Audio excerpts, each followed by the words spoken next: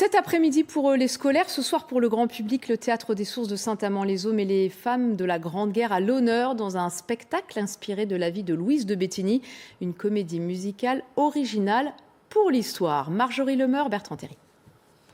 Jamais, non, jamais, ça tu m'entends. Aucune femme française n'aidera les Allemands. Elles étaient à la tête du réseau d'espionnage Alice dans le nord de la France. Je fais la guerre avec toi, les femmes savent très bien jouer à ce jeu-là. Elles ont aidé des Français à passer en zone libre, tendu des pièges aux Allemands et informé les états-majors des plans ennemis. Voici Louise de Béthigny et Léonie Vanout. Moi, tu serais déjà morte alors qu'il laisse à l'espionne. Je me suis dit, mais comment ça se fait qu'on n'en parle pas autant ? 2 fois, elles auraient pu, entre guillemets, arrêter la guerre, on ne sait pas. Mais en tout cas, ça aurait pu changer clairement les événements. Il y a une fois où elles avaient les positionnements allemands de Verdun.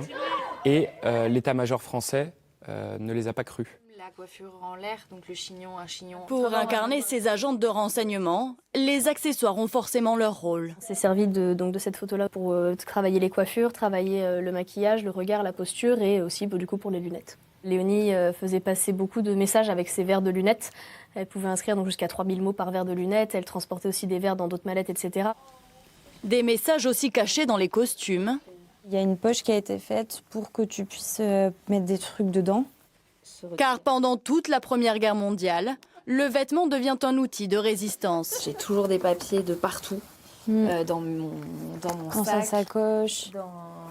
dans ma poche. Aux frontières, ils avaient compris que les femmes cachaient dans leurs talons des informations. Donc ils ont commencé à fouiller, à demander les chaussures des femmes pour essayer de dévisser les talons.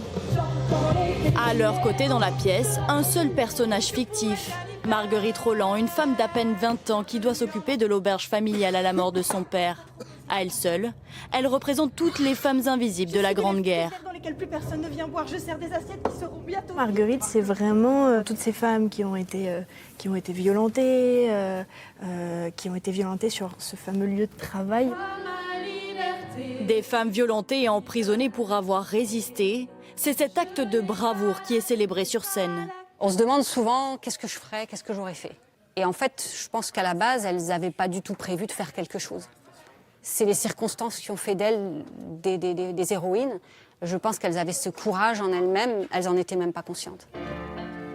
La pièce sera jouée dans toute la région jusqu'à l'été, pour rappeler que la résistance est aussi écrite au féminin.